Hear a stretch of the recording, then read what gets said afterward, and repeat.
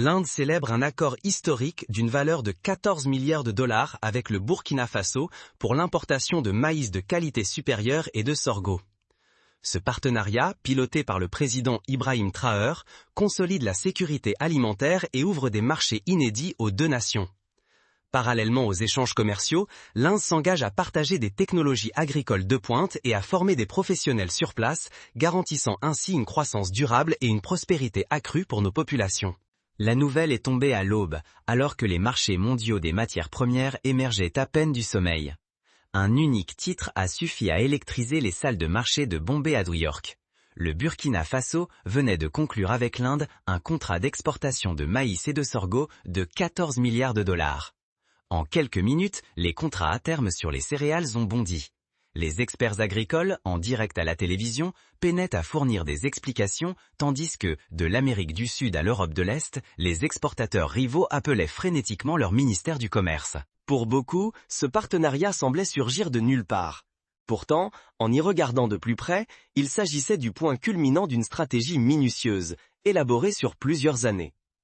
Pour comprendre comment une nation enclavée d'Afrique de l'Ouest s'est hissée au sommet de la scène céréalière mondiale, il faut remonter à la genèse discrète de cette alliance inattendue. Le communiqué officiel était succinct, 3 paragraphes, sans faste ni slogans accrocheurs. Il énumérait des chiffres, des échéances et des signatures. L'accord portait sur 20 millions de tonnes métriques de maïs et de sorgho sur la prochaine décennie, achetés par la République de l'Inde pour une valeur totale de 14 milliards de dollars. Pour la plupart, le Burkina Faso évoque davantage les mines d'or ou la culture du coton que les exportations céréalières de masse. Et pourtant, le pays occupait la une de toutes les grandes publications économiques, dépassant en un geste audacieux des géants agricoles établis. Les premières interrogations n'ont pas tardé.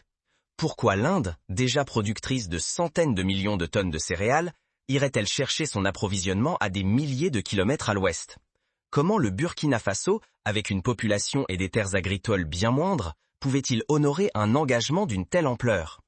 Les réponses ne figuraient pas dans le communiqué, mais allaient apparaître au fil des briefings discrets qui ont suivi. Plus l'histoire se dévoilait, plus elle révélait un enjeu dépassant largement la simple question céréalière. Il était question de politique, de logistique et d'un ordre mondial en mutation. Pour saisir pleinement l'enjeu, il faut retracer l'origine de l'accord, né lors de premières discussions à huis clos entre les deux pays. Ce rapprochement s'enracine dans une série de missions commerciales discrètes menées au cours des 3 dernières années. Tandis que les gros titres étaient monopolisés par des partenariats spectaculaires entre grandes puissances, les dirigeants burkinabés tissaient patiemment des liens dans les coulisses des sommets internationaux, dévoilant le potentiel agricole de leur pays à un cercle restreint d'acheteurs. L'Inde représentait une cible évidente. Sa population croît à grande vitesse, les schémas climatiques évoluent et la sécurité alimentaire devient une préoccupation majeure. Les décideurs indiens cherchaient activement à diversifier leurs sources d'approvisionnement en céréales, souhaitant des partenaires capables d'assurer des livraisons régulières sans subir les fluctuations de prix liées à la dépendance envers une seule région du globe. Les négociations ont débuté de manière informelle, à l'occasion d'un échange fortuit lors d'un forum sur la sécurité alimentaire, puis grâce à des visites discrètes d'émissaires indiens dans les fermes et les silos des riches plaines centrales du Burkina Faso. Au départ, il n'était pas question de chiffres mirobolants, mais plutôt de capacité, de contrôle qualité et de fiabilité sur le long terme. À mesure que la confiance s'installait, les ambitions grandissaient. Dès la 2e année, les pourparlers dépassaient le simple cadre exploratoire. Les analystes indiens ont mené des simulations démontrant qu'un afflux même modéré de céréales africaines pourrait stabiliser les prix du marché intérieur et offrir une protection contre les mauvaises récoltes. Un défi demeurait toutefois, le transport. Le Burkina Faso, dépourvu d'accès à la mer, devait relever un immense défi, organiser l'acheminement de plusieurs millions de tonnes de céréales vers l'Inde. Cela exigeait une coordination minutieuse, des ports aux voies ferrées, en passant par les couloirs maritimes. La percée s'est produite lorsque les deux pays ont consenti à investir conjointement dans la modernisation d'infrastructures essentielles, allant de la rénovation des liaisons ferroviaires à l'agrandissement des entrepôts portuaires situés dans un pays côtier voisin. Dès que cet obstacle logistique a été levé, l'accord de 14 milliards de dollars a pu être finalisé naturellement. Cependant, la motivation de l'Inde ne relevait pas seulement de la logistique, elle était aussi profondément stratégique. Et c'est à ce moment précis que l'histoire prend une tournure encore plus captivante. Le marché céréalier indien est un paradoxe. Sur le papier, le pays produit d'immenses quantités de maïs, de sorgho et de blé. Pourtant, l'équilibre entre la consommation nationale et la production demeure précaire. Lors des années de récolte exceptionnelles, les surplus pourrissent parfois dans les entrepôts par manque de solutions de stockage. À l'inverse, lors des saisons de faibles pluies de mousson, les importations explosent, provoquant une flambée des prix et des embarras politiques. Le Burkina Faso offrait à l'Inde ce que le territoire ne pouvait pas toujours garantir de façon autonome, une diversité climatique. Tandis que les cultures indiennes restent tributaires des caprices de la mousson, la ceinture céréalière du Burkina Faso dépend d'un régime de précipitation différent, ce qui signifie qu'une mauvaise récolte sur le sous-continent ne coïncide pas nécessairement avec une mauvaise saison en Afrique de l'Ouest.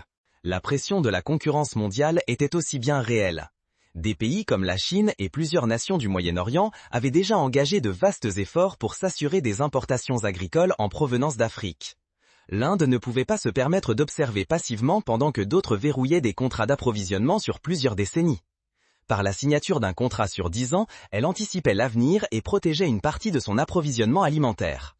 Étant donné que le sorgho représente un aliment de base non seulement pour l'alimentation humaine, mais aussi comme fourrage pour le bétail, cet accord offrait en outre un filet de sécurité à ces industries laitières et avicoles en pleine expansion.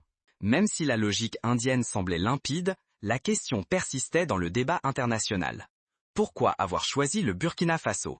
Pourquoi ne pas se tourner vers un exportateur plus grand ou mieux établi? C'est là qu'intervient la dimension politique de l'entente. Le Burkina Faso n'était pas sans alternative. Ces dernières années, l'intérêt pour les exportations agricoles africaines a connu une ascension fulgurante, attisant la concurrence entre acheteurs d'Asie, du Moyen-Orient et d'Europe. L'offre indienne, cependant, présentait un caractère unique. D'abord, les conditions commerciales étaient exceptionnelles. L'Inde proposait de régler une partie des transactions non seulement en numéraire, mais aussi par l'investissement dans les infrastructures, modernisation des silos, financement de l'irrigation et assistance technique pour améliorer les rendements. Ensuite, à mesure que les cargaisons quittaient le Burkina Faso, la fondation agricole du pays se renforçait parallèlement. Par ailleurs, l'Inde ne traînait pas derrière elle le même poids politique que certains autres grands acheteurs. Alors que le commerce avec certaines puissances impliquait souvent des accords sécuritaires ou des soutiens politiques, la démarche indienne se présentait comme un partenariat d'égal à égal. Enfin, il y avait l'argument historique. Même s'ils étaient peu médiatisés, une série de petits accords commerciaux au cours des 10 dernières années dans les secteurs du textile, de la pharmacie et de la machinerie avaient déjà bâti une relation de confiance mutuelle entre le Burkina Faso et des entreprises indiennes. Pour le Burkina Faso, cet accord de 14 milliards de dollars dépassait largement le simple cadre de la vente de céréales. Il s'agissait de se repositionner comme un pôle agricole fiable sur une scène mondiale en pleine mutation. Ce repositionnement n'a pas tardé à produire des échos. En Afrique de l'Ouest, les pays voisins y ont vu une source d'inspiration. Si le Burkina Faso était capable de conclure un accord de cette ampleur, cela prouvait que les exportations de céréales à grande échelle dans la région pouvaient être une réalité lucrative. D'autres nations, encouragées par cet exemple, se sont donc préparées à renforcer leur propre capacité d'exportation dans l'espoir de décrocher des accords similaires. En revanche, l'accueil fut plus tiède en Amérique du Sud et en Europe de l'Est. Certains y voyaient l'irruption du Burkina Faso sur le marché des exportations de grande envergure comme une menace directe pour leur part de marché en Asie. Les analystes prédisent déjà des ajustements de prix alors que ces pays s'efforcent de préserver leur compétitivité. Les organisations internationales œuvrant pour la sécurité alimentaire se sont réjouies de la diversification des voies d'approvisionnement, soulignant que répartir la production à travers différentes zones climatiques atténue le risque de pénurie simultanée. Toutefois, derrière cet optimisme persistait une interrogation. Le Burkina Faso serait-il réellement capable de maintenir d'aussi vastes exportations sans mettre en péril l'approvisionnement alimentaire intérieur ? Cette incertitude nous conduit au cœur du dossier, là où l'équilibre entre l'ambition d'exportation et la sécurité alimentaire nationale devient un exercice délicat. Pour le Burkina Faso, la difficulté était bien définie. Comment honorer un contrat d'exportation colossal sans provoquer de déficit pour sa propre population? L'exécutif a proposé une stratégie en 2 volets. Premièrement, il s'est engagé à réserver une fraction fixe de la récolte céréalière nationale à la consommation locale, quels que soient les engagements envers l'étranger. Deuxièmement, une partie des recettes issues du DLS devait servir à subventionner les prix alimentaires sur le marché intérieur et à élargir le réseau d'irrigation afin de stimuler la production. Malgré tout, certains observateurs sont restés prudents. Ils rappelaient que la pression de la demande mondiale demeure imprévisible. Une envolée soudaine des prix internationaux pourrait inciter les exportateurs à détourner les céréales des marchés locaux, en dépit des garde-fous mis en place. C'est ici que les investissements en infrastructures venus d'Inde ont pris toute leur importance. Grâce au financement d'entrepôts modernes et au soutien de programmes de formation agricole, l'espoir était d'accroître suffisamment les rendements pour satisfaire à la fois les besoins du pays et ceux de l'exportation. Que cet espoir se concrétise ou non, seul l'avenir le dira. Mais une chose est sûre, cet accord a transformé la perception mondiale du potentiel agricole burkinabé. D'une série de consultations discrètes lors de forums commerciaux, on est passé à une annonce qui a bouleversé les marchés mondiaux des matières premières. Le contrat de 14 milliards de francs portant sur le maïs et le sorgho, scellé entre le Burkina Faso et l'Inde, dépasse le simple échange de marchandises. Il s'agit d'un symbole d'un monde en mutation, où les nations émergentes tracent leur propre route, où la sécurité alimentaire devient autant une question de diplomatie que d'agriculture, où la géographie ne dicte plus le destin. Pour le Burkina Faso, c'est une affirmation audacieuse. Il ne sera plus uniquement perçu comme un pays d'or et de coton, mais bien comme un acteur majeur du commerce céréalier mondial.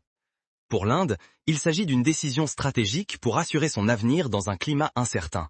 Et pour le reste de la planète, c'est un rappel que, dans l'ère des marchés connectés, un accord signé dans un pays enclavé d'Afrique de l'Ouest peut avoir des répercussions jusque dans le quotidien de milliards de personnes.